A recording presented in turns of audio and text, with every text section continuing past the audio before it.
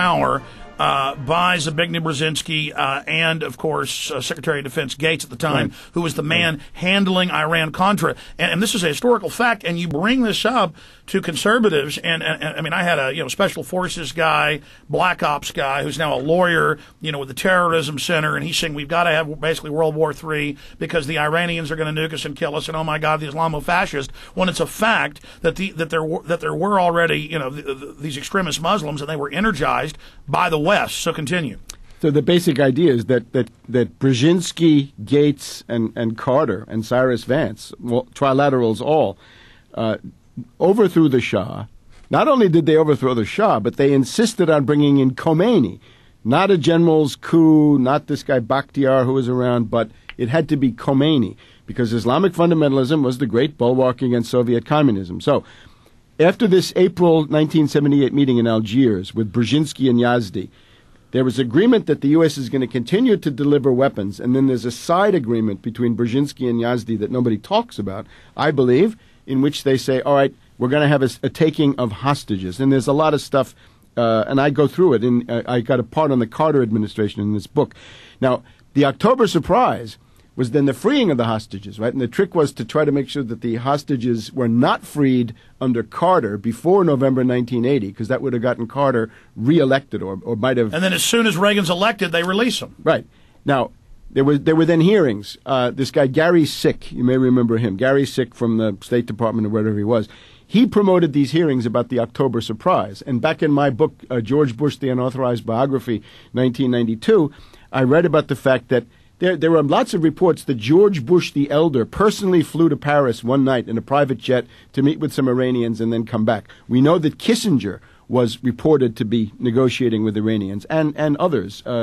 Dick, whatever his name was, the other guy in the Reagan National Security Council, the thing that Barbara Honegger has written about. But now, when those hearings started, the Soviet government, Moscow, sent a whole bunch of information to the Senate committee, actually the House committee with Lee Hamilton, our dear friend Lee Hamilton, who's such a good investigator, as we know from 9/11. And it said, look, here's all the information about Robert Gates up to his neck in Iran-Contra, or what was then going to be called Iran-Contra, and above all, the October surprise.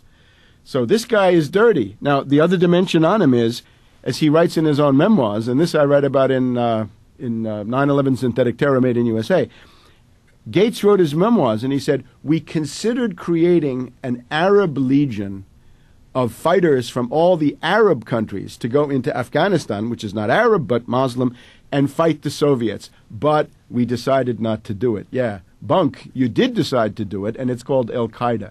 So Robert Gates is fighting his own illegitimate child, we might say. Right? Robert Gates at the Pentagon is directing the worldwide struggle against Al-Qaeda, which he founded. And when he was named back in 2006, I put out a short release about this, saying this guy should not be the head of the Pentagon because he's the founder of Al-Qaeda. But let's expand on that. They're not fighting Al-Qaeda. As we know, 5 years ago I reported, and Cy Hirsch 3.5 years ago, and then last year the White House at whitehouse.gov puts out a press release saying we are funding pro-democracy forces. Here are the 4 groups in eastern Iraq into Iran, and they are these Wahhabist groups, and then there was one little Kurd group tacked on, and then it turned out the guy commanding the largest group was the number 3, listed by the FBI, number 3 in Al-Qaeda, and they're staging terror attacks all over Iran, and Iran is now suing the United States for blowing up mosques, schools, police stations, and then Bush, I remember last year with Mohammed Karzai in the Rose Garden, said, we need to go into Iran because Iran is funding Al-Qaeda in Afghanistan, and Karzai, even though he's this puppet unicoil, narcotics trafficker, he says, excuse me, Mr. President, because he knew this was on TV overseas. This was like saying that, Spider-Man really lives or that Santa Claus is real. He said, Iran is Shiite, and they're actually helping us fight the Wahhabis, which are Sunni, and we're friends with Iran. And Bush said, no, that's not true. Iran is al-Qaeda. And we saw many other people say this. So of course, Bush knows that's not the case. They're talking to the public like they're complete morons. And so al-Qaeda clearly is just this catch-all for Muslim groups they don't control. But then when they have real terror attacks, it's staged. Let's now get into Mumbai. Well, we know Obama, first of all, is the greatest Paki basher of all time. In other words, Obama is the guy who ran for president saying, I'm going to bomb the hell out of Pakistan. And then magically the crisis appears. And the crisis appears. Now, let me stress again, I do not believe there's going to be an attack on Iran. No, because not that I can see. I'll be very surprised, okay? But Israel says they may go in. I think this is a lot of bluster, and there's a negotiation going on. But is Iran still part of this, or have they broken off from the neocons? You look at it's not the neocons again. Well, I mean, I know it's the Brzezinski. I know it's the liberal Brzezinski school. is the guy. No, I understand. It's the difference is that it's the Harvard PhD, but I'm the Harvard boutique. Yeah, it's that office. But what I'm saying is, did they break off during the neocon time? Did they break off before? There's been a period of bad relations, okay? But and you know, there's mass politics and other things that go into this. But right now, Obama ran on a Brzezinski platform, which is to say, I'm going to bomb and destroy Pakistan, and I'm going to negotiate with Iran. What are you going to negotiate with Iran? You're going to negotiate the terms by which Iran becomes a cat's paw for the U.S. in the Caspian Sea against the enemy to the north, and that's, of course, it's still Russia. Bust up the Baku Caspian Sea oil thing. Get an Iranian fleet in the Caspian Sea, an Iranian fleet with nuclear weapons. If you look at Brzezinski's track record, his track record is delivering very advanced military hardware. Why did the West Iran. help deliver the components, England and the U.S. to Iran? Yeah, because that was geopolitics then, and it's geopolitics now. This geostrategic, as he likes to say. Now, if you look at what Brzezinski writes, he goes as far as he can. He says, once we normalize relations between the U.S. and Iran, Iran could resume its usual role of being a positive factor in regional stability. Now, there used to be this thing called CENTO. Remember the Central Treaty Organization? I think it was Turkey, Iraq, Iran, Pakistan. It fell apart really in the 60s. It fell apart during the Vietnam War. But they'd like to get back to this. The idea would be play Iran against the Russians. Now, moving to Pakistan, this is a totally different story. The whole business in Afghanistan is now being run for one purpose and one purpose only: break up Pakistan, destroy it. With Iran, you want to negotiate. You'd like to have a different government, but for the moment, it's going to be a puppet. Ultimately, they're scheduled to be carved up into 6 or 7 parts as well. But the front burner, let's say, the hot topic is Pakistan. Now, why Pakistan? Because it's a Chinese ally. It has a border with China. And China needs the pipelines that come through it. And China has said in an Indian-Pakistan conflict, they are now siding, they said 2 days ago, with Pakistan. Yeah, and this is a long-term thing. Remember the Sino-Soviet split. India went with the Russians, but Pakistan went most decidedly with the Chinese because they have a common border. If you look at Pakistan, it goes from the Arabian Sea and it joins with China above India, above. Then you've got Nepal and all that. Yeah, but they're further away. Down. Yeah. The main thing is that there's a common border between Pakistan and China, and there's this port, Gwadar. You got to get rid of the old map of the Persian Gulf and get a really big Brzezinski-style map. Gwadar is this deep water port at the Arabian Sea. So it's southwest Pakistan, not so far from Iran. But above all, the Straits of Hormuz are there. So the idea with the Chinese is if they could get tankers coming from Saudi Arabia, Iraq, Iran, from those tanker terminals, coming out of the Straits of Hormuz, they could build a pipeline that would go up Pakistan. That's would a pipeline. Go up the It's not there yet, but it could be built. But they need that. And let's stop. That's their only avenue except for Russia, but Russia doesn't have big terminals and near there. And it's landlocked, because therefore you get away from the you've also got the Himalayas, so they can't get it from Russia. Well, you can maybe go around it. But the main thing is the Anglo-American fleets, the Anglo-American naval domination of the Persian Gulf and the Arabian Sea. It's key to the strategy. You want to work around that. And if you're China and you make Pakistan into your energy corridor, you can do two things. You can have a pipeline that goes directly from Iran to Pakistan to China.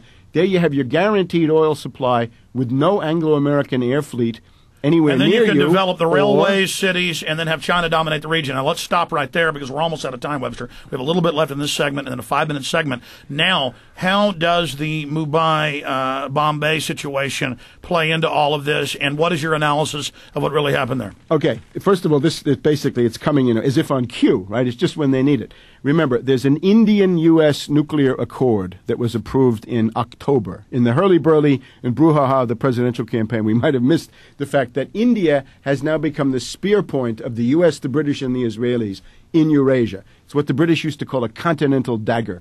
India is a continental dagger. It's 1.2 billion pieces of cannon fodder from the point of view of the U.S., the British, and the Israelis. So the idea is to play them against China, play them against Russia, play them against Pakistan, play them to bust up any possibility of Eurasian Of a unity. coalition. Yeah, a coalition. So the other side of it is this port of Gwadar. That has become operational this year, and they could build a pipeline up there that would go straight into China. It would cut about 25% of the cost, and it would save them about 12,000 I understand why it's happening, but looking at the attacks. Let's look at who we have. Let's look at the attacks. You basically got 5 or 6 indications, right? First thing is, anything happening in the Indian subcontinent, the British are always the prime suspect. Always look for the old colonial power. The British were there for 200, 250 years. Anything in India, Pakistan, look to the British. What do we find? That the initial reports were that they were British citizens. They were Pakistani origin. British citizens were some of the killers. Those were early reports that then somehow disappeared. So what do we got there? Brixton Mosque, Finsbury Mosque, maybe. They have an operation up in Leeds in Yorkshire. They can recruit Pakistanis. They get them out of Her Majesty's prisons. They can brainwash them. They can send them over. That's number one. Secondly, the Israelis. Israel and India have this tremendously developed special relationship, right? Where the Indians are always buying hardware and Webster, equipment. stay there. Webster, stay there. Okay. We've got to break again. This is so important. I may have you just come back at the end of the show today because you've got to do an interview in here, and then after, stay with us. Ionic Zone has the lowest. In fact, let's prices flesh in the this US. out right now. Let's flesh this out right now. I'm going to go back into the ad here in a minute. What you can do is you can go tape your program, and then instead of running you over to the other studio to do the interview Sure. after, I'll just have you leave with myself at 3. Great. So I will cut Jeffrey Smith back 30 minutes, and so at 2:30 when you've concluded your taping, I will bring you back in here for the end 30 minutes because this is too important to just Great. end. Great. Because there's 1,000. Oh, we're already out of time. Yeah, we're How fast we it got goes. 5 minutes left when we come back. So we're going to be back in 3 minutes, and we'll Yeah, I finish. can go on from. I got a whole spiel about Mumbai. We'll plug your coming back. Again, we're live at prisonplanet.tv, folks. We'll be right back. Stay with us. Ozone therapy or Ionic Zone ozone generators by going to ioniczone.com or calling 800-549-9535. That's IONIC zone.com or toll free 800-549-9535. Ionic Zone. It is a big idea, a new world order. In the near future, Earth is dominated by a powerful world government. It's known as the Bilderberg Group. Could their objective be world domination? For thousands of years, their dark order grew. Now, as they hail the birth of the New World Order, their great dream of exterminating 80% of humanity is at hand. For the first time in history, the elite's plan for world government is blown wide open. You will learn the secret that drives the entire New World Order agenda. Bilderberg is making great progress toward a world government. Most people have no idea. They're not after money. They have all the money they need. They're after power. That's their aphrodisiac. Order Endgame on DVD at prisonplanet.com or infowars.com, or watch it online right now at prisonplanet.tv. Endgame, blueprint for global enslavement. You have been warned. Lead from solder in copper pipes, mercury from fish, dental fillings, vaccines, arsenic in the water. These heavy metal toxins are difficult or even impossible to avoid. Even trace amounts of these heavy metals over time can impact your health. Many health problems have been suggested as being related to this heavy metal exposure, including memory loss, high blood pressure, depression, mood swings, speech disorders, neuropathy, autoimmune diseases, chronic fatigue, and more. Unfortunately, traditional detoxifying isn't able to clear the body of these harmful and potential potentially deadly toxins. That's why there's PuraClear from Ripple Creek. PuraClear contains a proprietary blend of ingredients, including a cilantro extract and alpha-lipoic acid, among other ingredients formulated specifically to promote body cleansing. PuraClear also has ingredients selected to promote improved circulation to enhance activity, so that heavy metals may be more effectively captured and removed from the body. Order PuraClear now by calling Ripple Creek at 203-331-0363 or go to ripplecreek.com. Now that the election is over and the shock is beginning to wear off, Ready Reserve Foods, in an effort to get as many Americans prepared for the promised changes of the new administration and to help you and your family survive the global economic crash, Ready Reserve is offering the pre-inauguration special. Between now and January 20th, 2009, all food units U1 through U7 are being offered at wholesale prices. That's a 33% savings. A year's supply of meals starts as low as 73 cents per meal. Ready Reserve Food offers only the highest quality dehydrated food, packed in double enameled cans in an inert nitrogen atmosphere, allowing a 15-plus year shelf life. Ready Reserve has been manufacturing since 1972, giving them the freedom to offer you amazing savings. Great tasting Ready Reserve Foods at wholesale prices. Order now at ReadyReserveFoods.com or call today. 1-800-453-2202. That's 1-800-453-2202.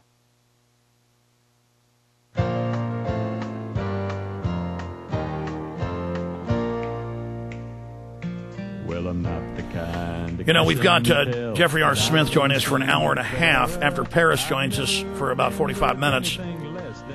Coming up in the next segment. So I'm going to bring Tarpley back at the last 30 minutes of the show because he's already going to be here recording with Genesis in another room, his Sunday show.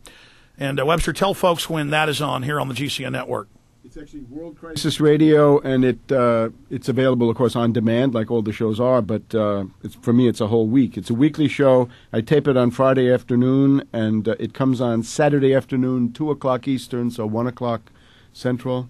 All right, good. Folks can hear that. On demand. Okay, in the little bit of time we have left, we're going to bring you back in on the Mumbai attacks because it's so important. They say they're going into Pakistan. They say there's going to be a crisis there. Right. And then on cue, it starts.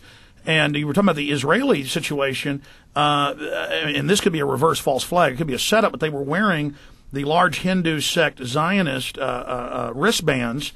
They had LSD, cocaine, classic mind control. You have the intelligence chief who had just caught them months ago. The Indians, he busted Karkare. Yes. They killed him. Yes. Well, let's get into that because the evidence, there's hundreds of pieces. Only terrorism chiefs that had exposed that the Indian government was staging terror attacks, they all die within minutes. Right. So basically, the British, we've done. The Israelis, General Mizrahi, the head of the Israeli armed forces, ground forces, goes to the disputed area of Kashmir. That's a big affront to the Muslim Pakistani side of it, right? The whole Kashmir issue is something that we should go through. It's basically India is occupying Islamic populations. The UN resolutions on Kashmir is that they're supposed to be free elections. Who's blocking the free elections is India, not Pakistan. So the Israelis are very big. You could also say, look at the ineptitude, look at the stupidity of the Indian special forces, right? They were trained by the Israelis, and now they're screwing it all up. Well, no, that went on for 65 hours. They stand down and don't shoot, and then 5 of the terrorism chiefs and deputies who'd all criticized the government, they are the ones that only magically get triple tapped apiece. Right, impossible. Okay. But now, concerning this, the U.S. Let's not forget the U.S. In these so-called federally administered tribal areas, in other words, the northwest frontier, the northwest area of Pakistan that's along the Afghan border, the CIA, in addition to flying these Predator drones, they also have stations. I mean, they have strong points, right? They have centers of operations among the federally administered tribal areas, and we can assume that they're busily recruiting patsies, fanatics, crazies, mercenaries, hooligans, whatever, to also become terrorists. One of the things the Pakistanis ought to do is to kick the CIA out of those federally administered tribal areas, not let them in there anymore. Okay, in the few minutes we've got left. Concerning now, 2 more. Okay. The Hindus, the RSS, okay? There's this thing, the RSS is a Hindu extremist, racist organization with strong fascist overtones. They killed Gandhi.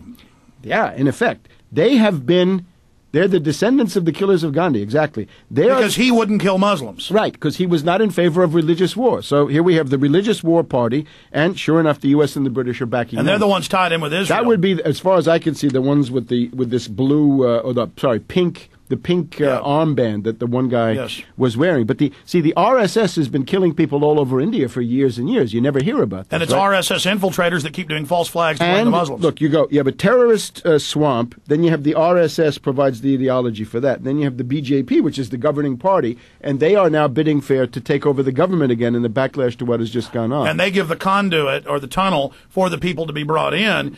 But putting an end cap on this because it's about him, we're going to come back. End cap is the RAW, R-A-W. You heard about the ISI, right? Yes. Everybody knows the ISI. How about the RAW, the Research and whatever they call it, the Research and Research and Analysis Wing, the Research and Analysis Wing of Indian Intelligence. They are up in Afghanistan, recruiting crazies from Afghanistan to bring them down and have them engage in terrorism against Pakistan.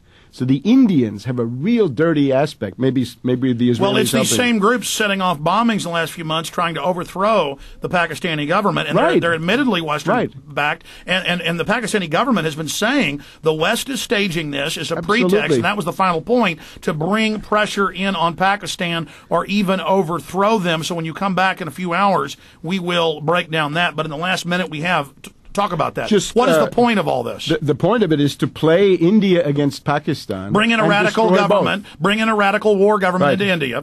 And if you play India against Pakistan, you destroy both. In other words, the Indian military would inflict grievous damage on Pakistan. But India is a country with 1 billion Hindus, but there are 200 million Muslims. That'll cause tribal warfare around the time. So it's just like Iran, Iraq being played off against each other, both sides being funded by the U.S. It's much bigger. It's huge. It's not 60 million and 20 million. Bigger. It's not 60 and million and 20 weapons million. on both sides. It's hundreds of millions against a billion plus. And nukes on both sides, which in the case of the Middle East, you absolutely And then that's the Brookings Institution and others coming out and RAND a few months ago saying we need a world war, something on that scale.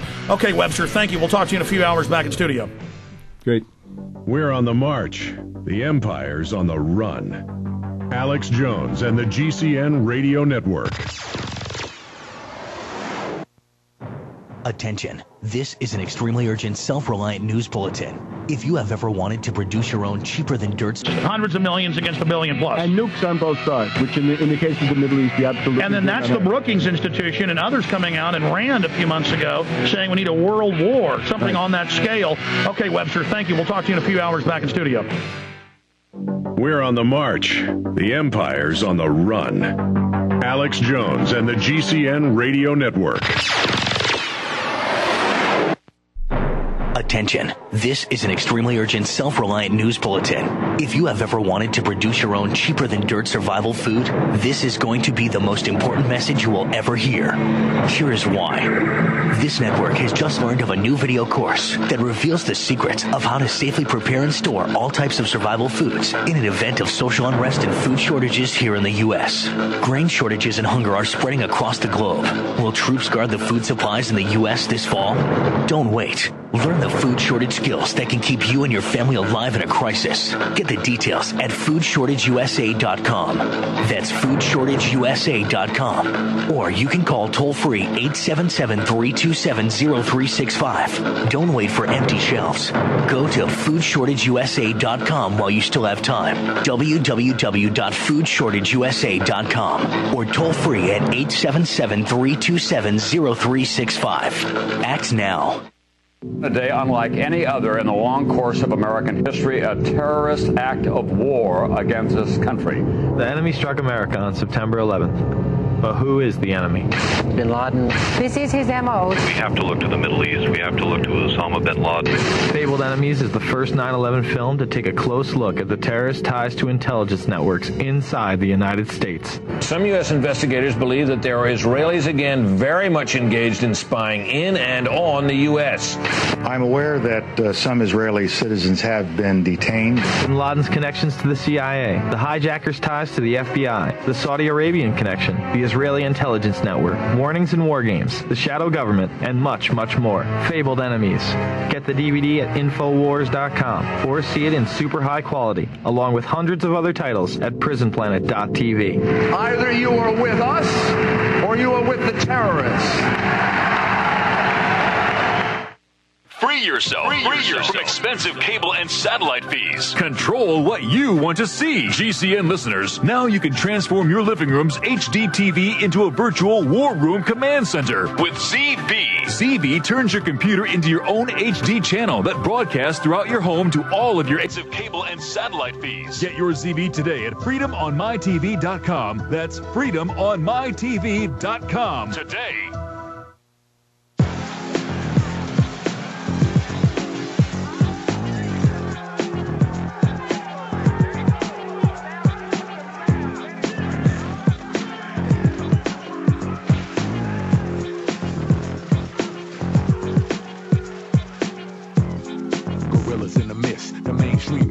Pro-black twist. Hard truth soldiers in the game. Hard truth soldiers back again. P-Dog, I evolve. I drag pigs to the slaughterhouse, but I never eat hog. At the Fed in the World Bank seesaw, we keep y'all in deep awe cause we raw. Like uncooked crack by the government. Hit like a bass rock. Listen to the bass knock. Free 'em in Gina by any means they walk. Let's see who ready to squeeze. Giving power to the people and take back America. Panic in the head, a state past the Derringer. Aim and shoot Beirut to Bay Area. Bury your homeland security card carrier. Get up, get up, get up, get up, get up, get up, get up, get up. Don't stop the movement. Don't stop it. Don't stop it. Don't stop it. Don't stop it. Get up, get up, get up, get up, get up, get up, get up, get up. Don't stop the movement. Don't stop it. Don't stop it. Don't stop it. Don't stop it. Power, acid showers. This land is ours. Stand and shout it. This plan to cower isn't ours. This man is proud. Keep the scandalous out. Now if it ain't what we about, it's irrelevant. U.S. policy route, embarrassing. Never leaving you without. We got medicine, and we never been. We got better sense. Hard truth, revolutionary, black militant. Death to the Minutemen. Checks to the immigrants. Streets still feeling it. We still killing it. We still slaughtering. Hawks feed the innocent. Read the imprint. Guerrilla funk was birthed out of necessity. Collectively, respectively, to be head to beast. Okay, that is the new single, Don't Stop the Movement. And Paris, quite a bio. You can check out his website. We've got a link to it up on Infowars.com. This is from GorillaFunk.com, his official bio. Paris hails from San Francisco Bay Area and was catapulted onto the national hip-hop scene in 1990 with his hit single on the album The Devil Made Me Do It after earning a degree in economics from the University of California at Davis, originally released on Tommy Boy Records. His first single from the album, Break the Grip of Shame, was banned by MTV. And it goes on from there. He's worked with some of the biggest and most successful hip-hop groups out there. Sonic Jihad was released the strong sales and critical acclaim. Again, in 2003, he returned with a vengeance. It goes on and on. If I tried to read this whole bio, it would take quite a long time. But Paris, it's great to have you back. For some of my listeners who may not know who you are, why don't you tell folks a little bit about yourself? You're also, of course, a 9/11 truther. Way back in 2002, you went public, or maybe even earlier. I saw some posts by you day one dealing with that. So you've definitely got a lot of courage, and I enjoy your music. So thanks for joining us again. Thanks for having me again, Alex Jones. How you doing, man? Oh, busy. Super busy. I bet you're busy as well. Yeah, I am. I got to congratulate you on the birth of your child. I know that I haven't spoken with you since, so absolutely. Good to talk to you. Hey, it's great to talk to you. But for those that don't know who you are, I mean, break down. You sold 3-4 million albums, worked on a lot of other huge albums.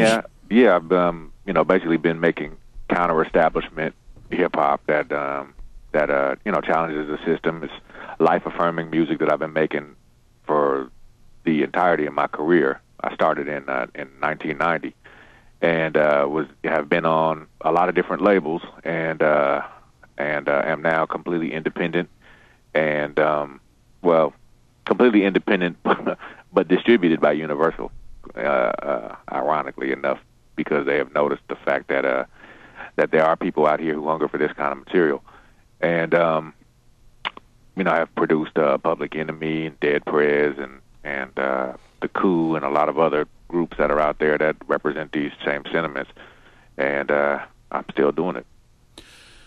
Paris, let's go back to 2001 and then look at what happened there and your views and take on that, and then let's accelerate forward to what's happening today geopolitically, what's happening in different sectors of the world, and your take on somebody like Barack H. Obama. Well, 2001, my current company and my last record, which was Sonic Jihad, which I guess got on your radar a while ago, occurred as a result of our response to 9/11. And, after doing a lot of independent research and actually viewing some of your films and soaking up a lot of the information that was available online, I came to the conclusion, as have you and most of the people listening to you, that 9/11 was a self-inflicted wound, as you like to put it. And seeing the response, seeing the erosion of our civil liberties, seeing the shredding of the Bill of Rights, seeing the increase in intolerance, seeing the increase in racism and racist wars around the world, led me to want to become more involved in making protest statements and to endorsing material that reflects that viewpoint. And so Guerrilla Funk was formed, and my first record, Sonic Jihad, came out. It was pretty much assailed by a lot of the mainstream press outlets, MSNBC, Fox News, the whole thing, and it was embraced by people who recognized truth.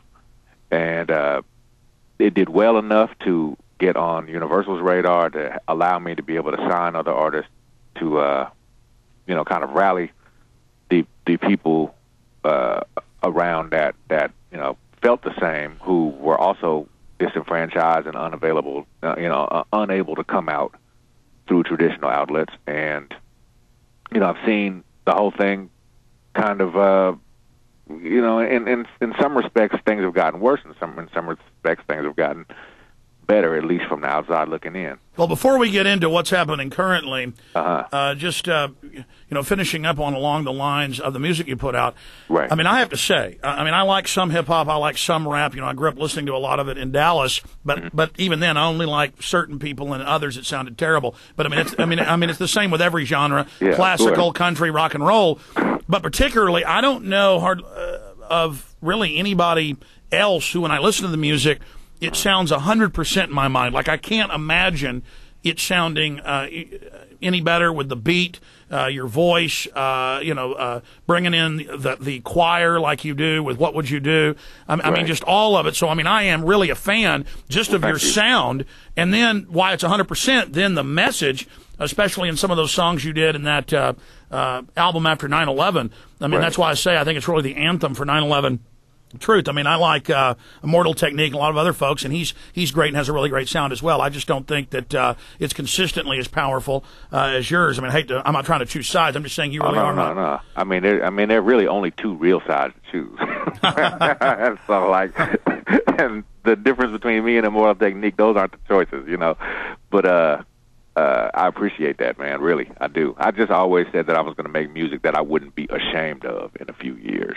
That's really kind of my litmus test. Like, when I'm doing things, I want to treat each project as though I'll never get the chance to do it again. Which is that's pretty legitimate. Well, that's how life really works. That's how life really works. Now, shifting gears. Everything is nuanced in the world. Like, I just had Webster Tarpley in here with all the documents. The United States funded the Iranians to come to power, gave them the weapons. That's on record. Gates and Brzezinski admit it. Now, they're the guys behind Obama. And whereas I hate George Bush, called for his arrest, terrorist. But people see this two-dimensional, like, well, you're against Bush, you must be for Obama. Or if I'm against Obama, I must be for McCain. When I'm against McCain, I'm saying, no, they're all bought and paid for. But then I look at who will be able to carry the New World Order agenda further? Who will neutralize the left to stand down and say, yes to war, yes to a police state? And then who will actually pacify the public so the abuse of black people, minorities, everybody can continue? And, 9-10 months ago, I said, I like Obama. He says he'll get us out of the war. He won't spy on the American people without warrants. And then now he's gone back. I mean, I'm just setting the table here, and then I want you to take a lot of time going over this. And so now with horror, I'm seeing this. Now, whereas I like seeing people happy and relations being good, and black folks I see everywhere, really, I mean, you can see a visual, feeling good. Hey, white people aren't all racist. They elected a black guy. Whereas I wish that was a good, beautiful thing. I know that in the end, it's going to be a huge betrayal, and it's going to be designed to actually make everybody, in a way, even blame black people in the end when Barack Obama is a New World Order frontman. Now, if you disagree, that's fine. But, I mean, break down. I mean, I've laid that out. It's so nuanced, and the public only sees it, in shades of black and white, pun intended. Where do you see this going? Just like in Mumbai, CIA, Mossad, MI6 are publicly funding the radical Hindus, the radical Muslims, bringing them in so that they can get a radical group in control of India to then attack Pakistan. And I mean, right there, see, that's nuanced. I'm not against the Hindus. I'm not against the Muslims. I'm not against any. I want them to see how, through tribal control, they're being manipulated. Well, I'm hoping that's not the case. I do. I really do. I hope that's not the case. The one thing that causes me to have great pause about Obama is the fact that the establishment immediately embraced him when he came out. That's the one thing that, so this whole idea of him being an agent of change and some kind of a freedom fighter for social justice is pretty much scratched off the list for me. In terms of him being perhaps a lesser of many evils, that's probably how I look at him at this point. As a black man, of course, it does make me feel good to see me being reflected in a position of power. I'm not going to lie about that. But by the same token, as a somebody that has progressive values, man, I am disheartened by some of the things that I've seen and some of the things that I've heard him say. A lot of what he said during the campaign, I wanted to chalk up to him needing to say to be able to get elected. But now, this whole idea of reaching across the aisle, and I'm somebody who has pretty hard left-leaning positions, man, and I'm actually out for blood. I don't want to reconcile with anybody. I don't want to see everything swept under the rug and everything be forgiven, and us try to kind of forge this new path and this new direction with people who I am, ardently opposed to. I want to see things happen the right way for a change, and whether or not he's going to be the one to do it is still, we still don't know yet. But I do know that I'm not in a reconciling mood. Well, and I've seen the establishment say that Obama will bring the people back to trusting the government, and then look at who he's appointing. It's all the same people. Yeah, exactly. Now, as far as the people trusting the government, I don't know if that'll ever happen again. I think that, first of all, this economy has to turn around, if it is to turn around, before anybody pays attention to what anybody in the government has to say. But that's it, Paris. This is a designed, and I want you to speak to this. I have all the documents, and I know you're a well-read guy, and you've got an economics degree there.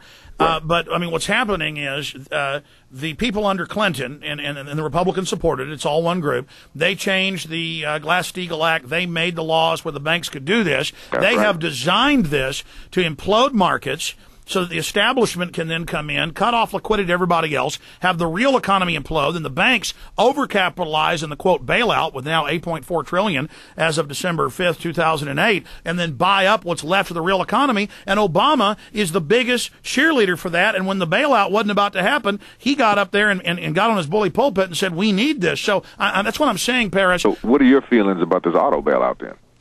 Well, I mean, I see it as a distraction because $25 billion, $40 billion compared to $8.4 trillion, according to Bloomberg and AP, in 7 weeks. The whole debate about should we bail the autos out, that's a diversion. But I'm against socialism. But if we're going to devalue the currency and turn up the printing presses, I just say give every American $50,000. That's basically what this $8.4 trillion comes out to. I just say give it directly to the people because we're the ones that are going to pay it back in taxes anyways. Interesting. Well, I know they just came out with the jobs report today. So something over 500,000 jobs lost today, and that's almost 2 million jobs lost since January of this year. So it's definitely rough out there. Exactly, and it's accelerating. So, I mean, specifically, what I'm saying here is in studying the world, what I do is I just go to what the truth is.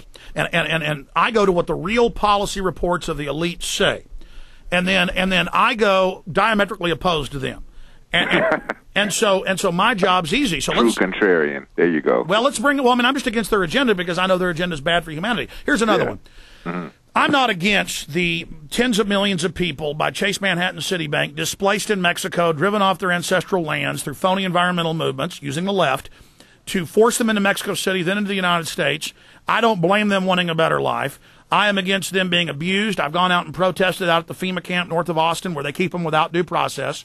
But at the same time, I understand the globalist plan is to dissolve borders, to drive down wages. So, Paris, shouldn't I be totally against something that is the cornerstone of the big banks against the United States? See how that's nuanced? Which would be what? Well, all I'm stating... Talking about immigration? Yes, I mean, I know you bring that up and that you're certainly against the oppression of these people, but right. At the same time, I'm going to the next level, and I know you can grasp all this. You're probably smarter than I am. I've been more successful in business than I am, so I'm asking you the question.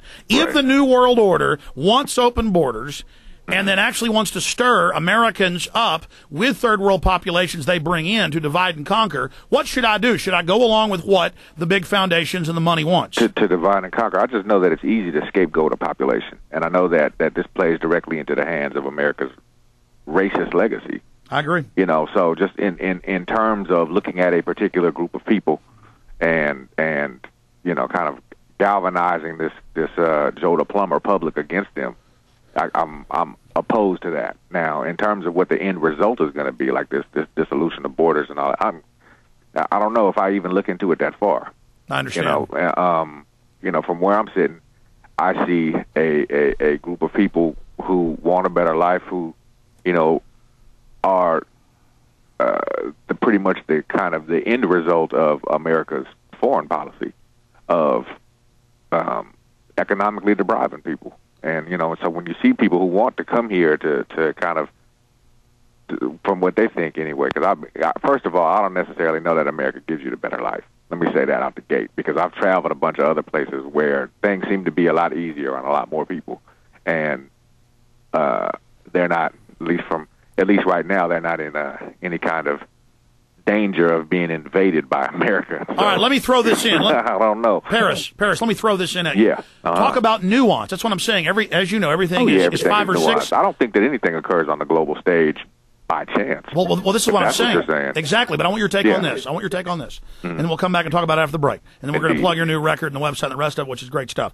Okay. Exactly. They are announcing they're going to put 20,000 U.S. troops on the streets of America. The Army document says it's going to be against the American people for civil insurrection, but then they put out public press releases that it's going to be stopping the illegal aliens on the border. But I know, because they already did that 2 years ago, that's staged, and they're not even going to do that. So you're right. It's nuanced. They are using it as a stereotype, catch-all, false galvanization to get people to rally around accepting a police state. I guess so. So what are you thinking that there's going to be some kind of a national event that really brings this immigration debate to the surface? Because honestly, that's kind of been squashed lately. I haven't heard that a lot. I know that people become more intolerant as economic times get harder. I do know that. Well, listen, we'll get your take on this when we get back. I may not have fully made my point. My point is, yes, they work both sides. We'll be right back. It's The Synthesis. Do you take nutritional supplements but don't notice any benefits? The problem is today's supplements contain things like DL-alpha to copper.